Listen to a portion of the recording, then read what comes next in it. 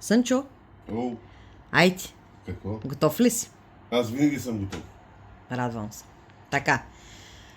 Поредната гатанка. Двама стрелци влезли в една стая. Така, Първият с един изстрел отвил крушката на лампата. така. Вторият с един изстрел я завил. Кой от двамата е поточен? Двамата влизат в една стая. Да, двама стрелци влизат в една стая. Първият с един изстрел отвива крушката на лампата. А вторият с един изстрел я завива. Кой от двамата е поточен? Те и двамата не са точни, защото няма светлина. Не, Какво? помисли. Първият е щупил кружката.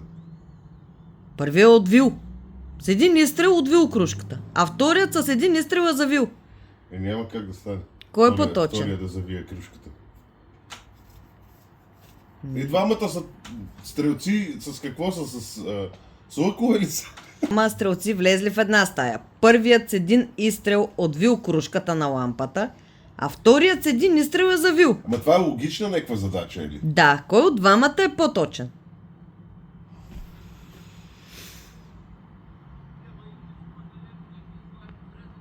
Де да знам, човек. Нека да пише там. Аз не мога да загрея в момента. Да ти кажа ли? Не ми казвай, не хората ще напишат. Аз Добре, айде, нека хората да напишат в Не коментарите. мога да се Очакваме сетя, вашите коментари. не мога да се сетя, човек.